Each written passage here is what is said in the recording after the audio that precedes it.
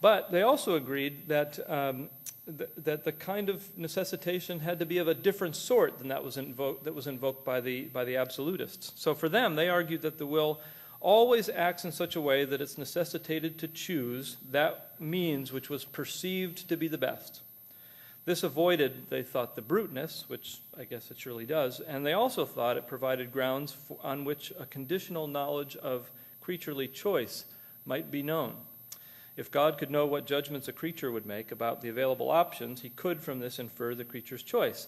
But of course, you might think, this is no good, because it's going to land them right back in the problems that were raised for the absolutists. It looks like this is just a version of objectionable necessitarianism. But they resisted that charge by arguing that the sort of necessity at work here was compatible with freedom. It was a form of necessity that was weaker than metaphysical or even causal physical necessity.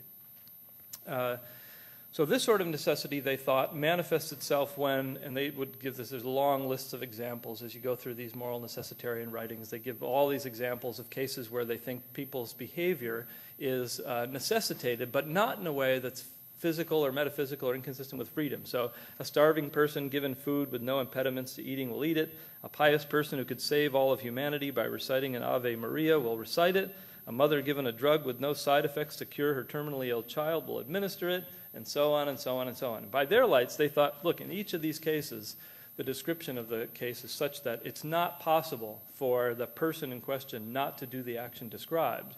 But the impossibility there is of a different sort. So this determination by the best for them isn't causal or physical necessity, it's something else, and they called it moral necessity. So they claimed that in such cases, the agent was subject neither to metaphysical or natural necessity. Refraining from the action thus wouldn't have entailed a contradiction or required a miracle. That's the way they understood those two modalities in most cases where they spelled it out.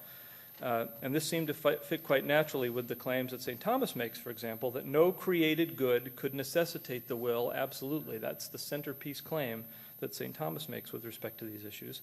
But there's still some form of necessitation at work here, one that springs from the perceived goodness of the action under consideration, together with the attraction of the will towards such evident goods. That's what moral necessity consists in.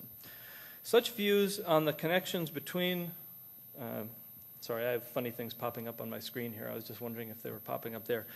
Such views on the connections between the nature of the will, freedom, and necessity seem to afford important advantages when dealing with other troublesome theological topics. So once they latched onto this idea, they realized they could apply it to theological puzzles concerning things like the compatibility of creaturely freedom with Christ's impeccability, the impeccability of the beatified, the necessity of sin for those of us in the earthly life, right? That it's at the end of the day unavoidable for all of us. The fact that the devils and Satan couldn't be saved, right? They were stuck in their damnation. That was something that's morally necessary, and God's creation of the best.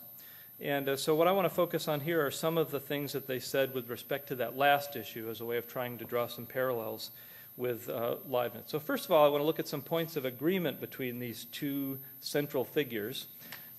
These are the two most important figures. Everyone who comments on the moral necessitarian tradition, who comes after them, comes back to these guys. As I'll explain in a minute, by the time we get to the early 1630s, for the most part, they have no friends.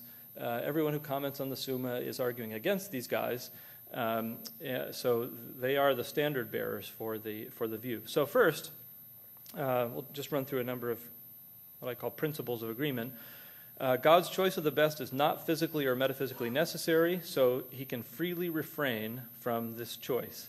And because I decided I wanted to read a bit more of this paper than I intended, I'm not going to look through the quotes, but they're in the paper. If you want to go read them there, you're welcome to go take a look. The second principle, for a divine choice to be free, it must be physically and metaphysically contingent, spontaneous, and admit of alternatives which are in themselves possible. So that's this is the part that relates to the possible in its own nature account, as I see them endorsing that same thing. And the spontaneity part. I'll read this one. God was, in a certain way, bound to creatures, seeing that it was not morally possible to refrain from producing them in eternity. However, this doesn't indicate a need in God, because this absolutely free and infallible conjunction of creatures with God, conjoining these creatures with the existence of God, doesn't spring from the perfections of the creatures, nor out of their utility or some augmentation of his happiness, but they come forth out of the supereffluence and redundancy of the divine goodness, for it comes forth out of the necessary love proper to divine goodness and a propensity for freely and diligently loving that which is better. Third principle, moral necessity applies when God chooses among goods admitting of a unique best. They didn't think moral necessity was something, unlike Leibniz, I think. They thought that this didn't apply in cases where there wasn't a unique best. Let's skip on to the next one. And last, moral necessity to the best does not imply that each thing in the universe is as good as it can be considered on its own. So they recognize that individual aspects of the world could be better than they are, but as a whole, if there's one world that has this that maximizes the good, then that would be a world that God would be morally necessitated to create. Okay. So, let's skip ahead a little bit here. Actually, let me just say a little bit about that fourth principle. I'm going to go back and just read this passage. It's certain and beyond controversy that God very often does not do that which would be the best taken separately and apart from the other works of the universe and the series of divine works. Wherefore, when we've said that God always and infallibly wills and makes that which is best, we should be understood to say that it is the best compared with the whole series of divine works, past, present, and future. Interestingly, when Ruiz defends this position, he does so by appeal to authority. And here he offers a quote from Augustine that I just think is a little humorous. Although sight is a more perfect sense than hearing, nevertheless, the animal provided with 2 eyes and 2 ears is more perfect than the one with 4 eyes who lacks hearing. So that's supposed to be an illustration of this principle.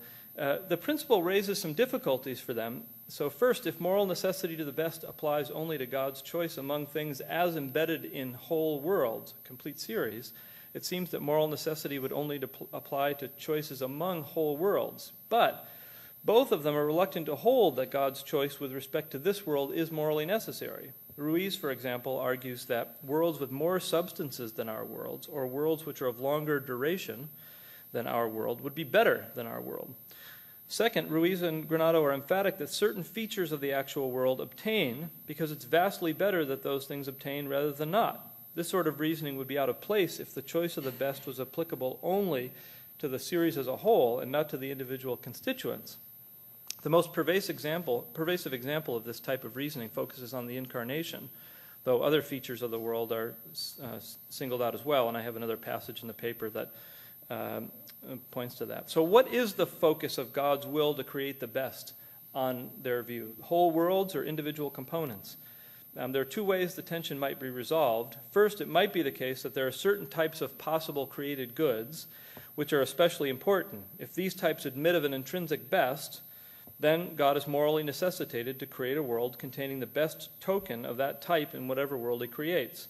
And that's a view that one advocate of this moral necessitarian tradition takes, Juan de Salas. However, later commentators on this tradition sharply distinguish de Salas's view from that of Ruiz and Granado. Second, perhaps Ruiz and Granado conceive of world design like this. First, God sorts the various types of potential created goods into 3 categories: those admitting of no intrinsic maximum, those admitting of multiple intrinsic maxima, and those admitting of a single maximum. Then God limits his consideration to maximally compossible sets of states of affairs which contain as many of those types of good which admit of a maximum as possible. On this view, goods which admit of a maximum are still subject to exclusion if they're inconsistent with other maximal goods, or if they detract from the overall goodness of a world containing some of these other maximal goods. So this is a way of helping to manage the problem of evil, amongst other things. Okay, so why did they? What were the arguments that they gave in favor of this view? And there are a bunch of them, and I'm only going to run through a few. First of all, they claimed that God's moral necessity to will the best follows from divine self-love, and this is a theme throughout theological treatises that deal with this topic, going all the way back to St. Thomas. I don't think I'm going to read that part. The second argument goes like this: the harmony of the divine intellect and will necessitate God's choice of the best. So the idea is, the only way that God could do something less than the best would be to exhibit something like a weakness of will, and of course that isn't possible in God's case, so God would be morally necessitated to the best.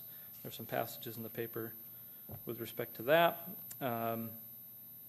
Here's a short one. This is confirmed fourth because the divine will is wholly conformed to the divine intellect, but the divine intellect judges that God, being better, love himself, with the result that he omits none of those things which yield more of his glory. So the divine will wills it. And unless there's some weakness of will, God can't avoid willing that which he perceives to be the best. And there's a third argument in the paper, I didn't mention it here, that has to do with their judgment that just by observation we can see that this is the best of all possible worlds. I didn't think that one was super plausible, so that's why I left it off the PowerPoint presentation. So then there's this substantial backlash against this view that continues all the way up through the time when Leibniz is doing most of his writing. As I said before, every major commentary on the Summa continues to wrestle with moral necessitarianism. Some are more critical than others. The two most central figures here are Jorge Himmelmann, who was a colleague of both. His criticisms were only published posthumously. It seems quite clear that he had written these criticisms, had circulated them to these guys, and in fact you see them in their writings reacting to the very criticisms that Himmelmann is raising but aren't published until after he dies. And Hurtado de Mendoza is another important figure who was influenced by Juan de Sales, the guy I mentioned just a few minutes ago.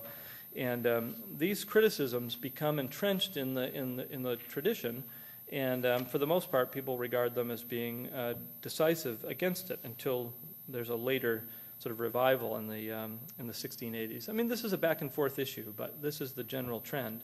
So the arguments against moral necessity by later critics are almost all descendants of the arguments originally made by these two guys. And in what follows, I'm just going to mention some of these very briefly, just to give you a hint of what the dialectic looked like. Of the four arguments given in favor of moral necessity, three of them are subjected to severe scrutiny by critics, and if we had time to go through the whole thing, I would look at that. But what I really want to do is focus my attention on this first argument, just because I think it gives you a sense for the philosophical richness of the conversation. So I'm going to read this, and this is an attempt by Granado to respond to one of these criticisms. And so it goes like this: if God doesn't will what is better, then he is not God. That's this is the claim that the critics make. If the moral necessitarian position is correct, then they're claiming it's not the case that God can do anything other than will the best, because if he didn't, then it would follow that he isn't God. But this consequence is wholly impossible, or at least physically impossible. I'm not sure why they thought that was the right modality, but in any case. So God not willing that which is better is wholly impossible, or at least physically. And so certainly God lacks freedom to refrain from willing that which is better. So Granado says, I reply that although nothing can be inferred from the true except a truth, it's not the case that out of the necessary we can only infer the necessary. Does this sound familiar? Out of the false can be inferred the true, and out of the contingent can be inferred the necessary or the impossible. And so although the fact that God wills what is better is absolutely free, it's morally necessary, and consequently, although to will against that which is better is absolutely possible, morally it's impossible.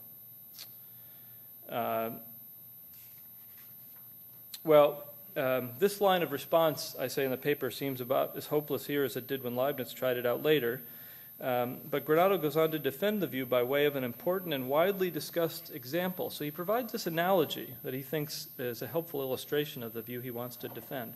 For example, since man is morally necessitated to sinning venially, unless he's accorded special privileges or grace, still the same argument can be formed. If man were not necessitated morally to sinning venially, or what is the same, if man were not to sin venially without special privileges, he wouldn't be a man.